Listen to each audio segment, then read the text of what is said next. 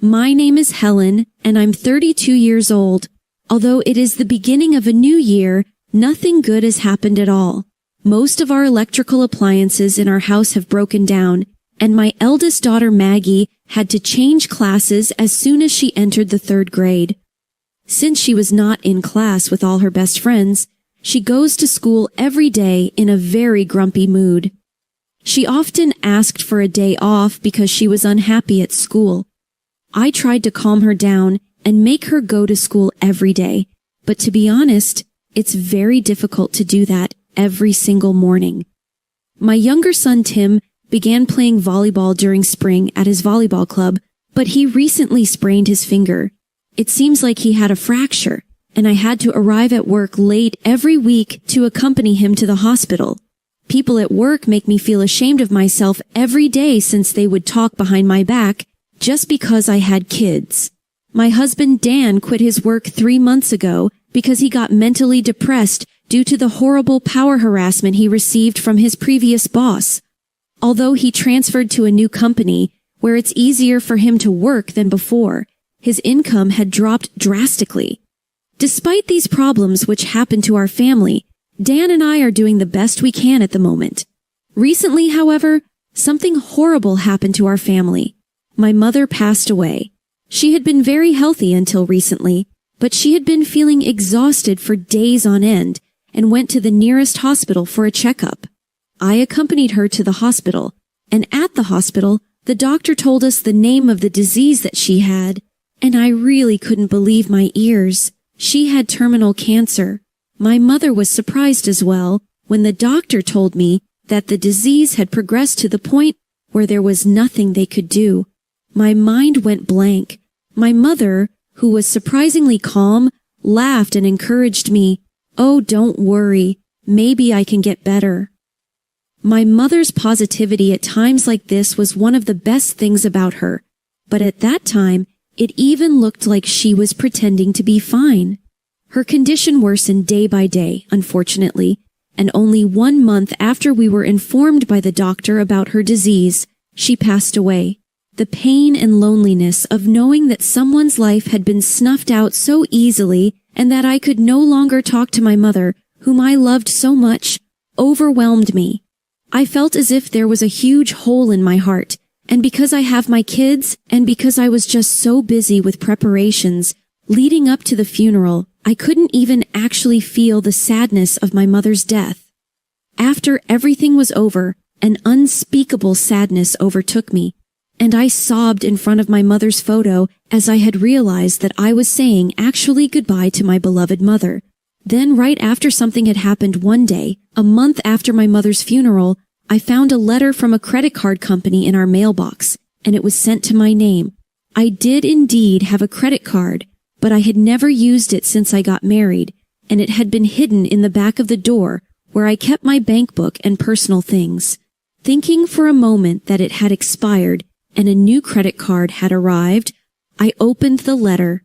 Then when I opened the letter, I found a detailed statement of the credit card which states that I had used the credit card when I had absolutely no recollection of ever using it. The total amount exceeded $10,000.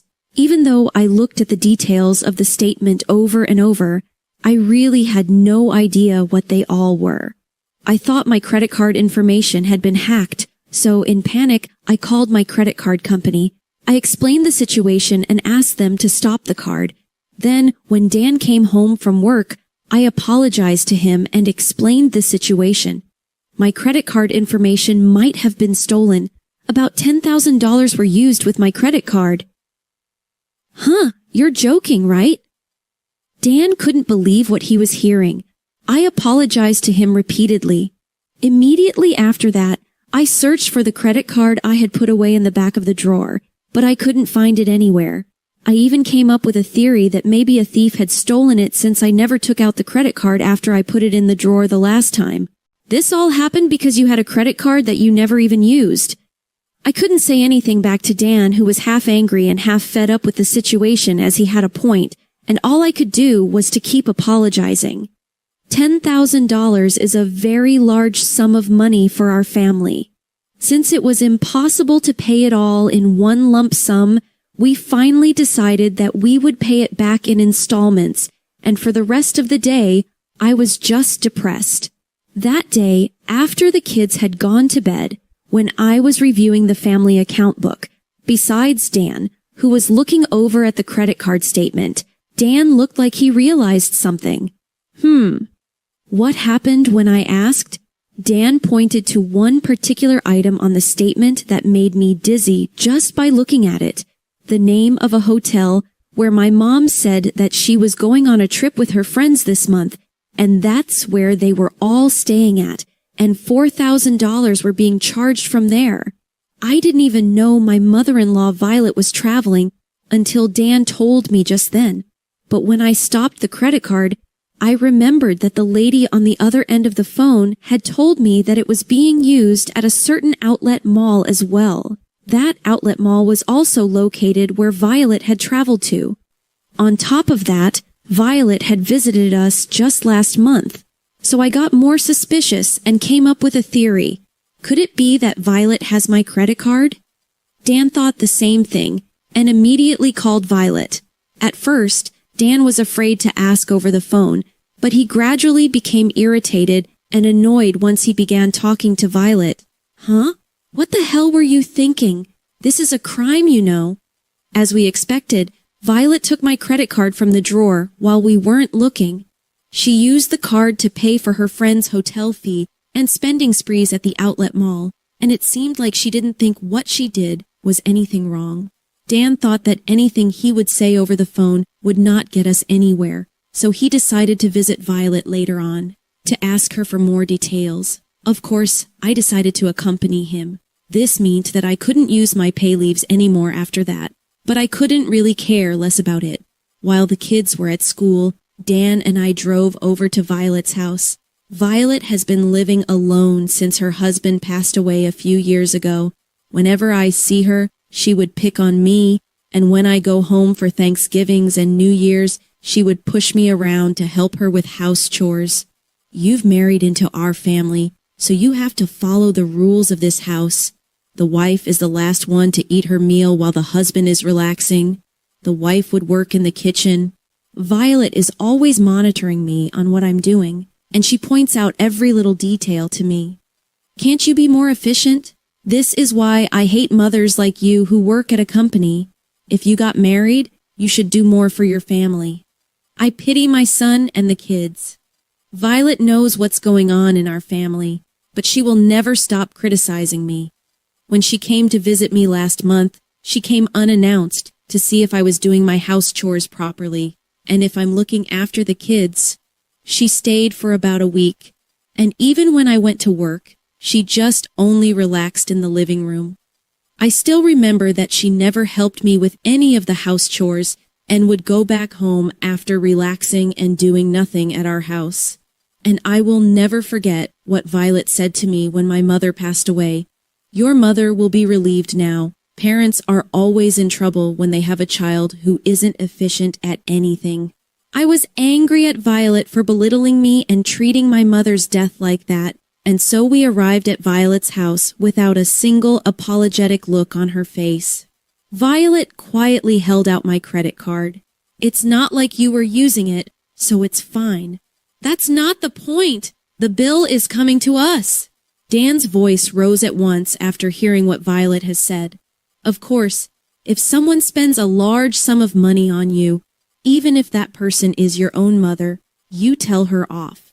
I was moved by Dan's honest attitude, but Violet doesn't budge at all and says this, because Helen's mother passed away, you'll receive her inheritance, right? So why don't you just use it to cover the expenses? I'm sure you'll also get the life insurance money, so this amount is nothing compared to it. Violet is trying to make us feel sorry for her, saying that she's living on a pension. I revealed my frustration at Violet, who once again took my mother's death lightly. Even though I was trembling with anger, she didn't care at all. Oh yes, this house has been badly damaged by termites recently. The building itself is so old, so I'm thinking of demolishing it. So I'm going to your place next month. Huh? Violet was not intimidated at all by Dan's low, angry reply. Rather, she became more arrogant than ever. So that means that I'll be living in your house and we'll be living together. You have extra room anyway, don't you? I was speechless at Violet's attitude of trying to force us to pay for the money she had used and even to live with her. Even Dan, who is usually so kind to Violet, is raising his voice at her outlandish comments and actions. If you don't want me to live with you, then give me the money to rebuild this house. Dan frowned quietly at Violet, who treated him with arrogance until the very end. Helen, let's just go home now, huh? I followed Dan, who stood up without saying a word, and left Violet's house. Immediately at that moment, Violet yells out to us, saying this, "Well then, since I'm not going to rebuild it, I'll demolish this place. So I'll be moving in from next month. Please take care of me well." Violet's voice sounds so triumphant that it made me so angry, but Dan was even angrier than I was.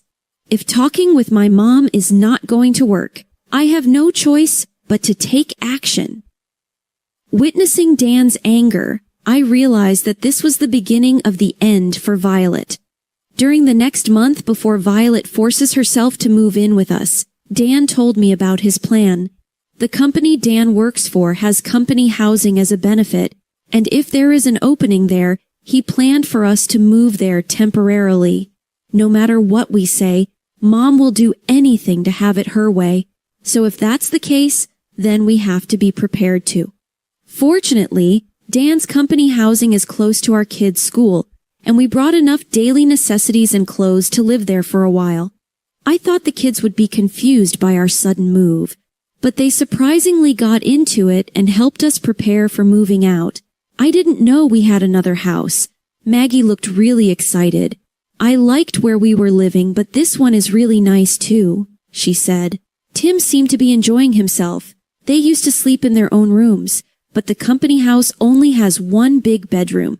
I think the kids were very happy to sleep with us in the same bed.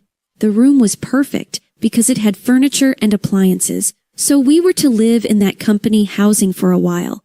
Then, on the day when Violet promised that she would move in, when Dan came home from work, he showed me his phone with a big smile on his face. There, I found Violet's call history, one after another. I also showed him the call history as proof that I had also ignored all of her calls. We both couldn't help but laugh. Just in time, Dan received an incoming call from Violet. "Okay, well, I guess it's time now for us to pick up the call," he said. Hearing the kids having fun in the bath, my husband put the phone on speaker so that I could hear it. As he answered the call, Violet's frantic voice spread throughout the room. "Where are you all right now?" "Well, it's no doubt that we tell her where we are. I already asked people to start demolishing the house, so I can't go back there. Please let me in your house now." "Well, we can't because we don't live there now." "Huh? What the hell do you mean?" She has no right to be like that, so Dan tried to tell Violet off and hang up the phone. Violet then immediately started to panic. "Today's weather is heavy rain with flood warnings, remember? Are you going to just let me stay out here in the weather like that? You have a pension, which you've been saving, right? Why don't you just use it to stay at a hotel?" "How could you say such a terrible thing? That's not the kind of thing you should say to your own mother." "Well, you used Helen's credit card without her permission. No normal person would ask her to pay what you used with her credit card with her deceased mother's inheritance." When my husband made a good argument, Violet choked up to argue back. "But that's not what this is about. Just let me in the house." "I told you I can't. If you go into our house without any permission, I'll call the police and accuse you of trespassing. Now wait a minute. Don't you dare hang up on me." Ignoring Violet's screaming, Dan hung up the phone without any care. After that, there were tons of incoming calls from Violet, but Dan consistently ignored them. Eventually, Violet left a message on the answering machine, apologizing for what she had done. Later on another day, Dan requested Violet, who was staying at a hotel, to meet us at a nearby restaurant. Violet apologized for everything, including using my credit card without my permission, thoughtlessly saying that my late mother's inheritance should pay for it, and her previous verbal abuse toward me. She apologized with her head down that I thought she might hit her head on the table. For my part, I felt a little bit better. After Violet's apology in front of Dan and me, she repaid me in cash the $10,000 she had used this time, taken from her savings account. My husband and I were astonished when we saw her remaining savings balance. Soon after Violet's husband passed away, Violet told us that her pension was low and asked us to send money to support her. It was an hour's drive to Violet's house, and our kids were still small, so we couldn't visit her often. Dan and I discussed and agreed that at least we could support her by giving her some money, and since then, we have been sending a certain amount of money to Violet's savings account every month. Dan changed his jobs, and his income dropped, but the amount we kept on giving to support her remained the same. I will not support you financially at all from now on. Violet was astonished at her own son's words. Stan strongly resented Violet's selfishness, so we had decided to do so even without seeing her savings account. But to this, Violet turned completely pale and desperately clung on to Dan. That's not fair. I've been saving for a long time. I don't want to use it. With that amount of money, you could easily afford to rent an apartment and even move into a nursing care facility. So I beg you, just stay out of our lives. If we live together, this money could be yours, you know? I can't think of any reason for you all to not live with me in the future. That's enough. You say that, but have you ever spent a single penny of money on us so far? Maggie's textbooks, Tim's textbooks, they were all bought by Helen's mother. You never even spend money on your own grandchildren.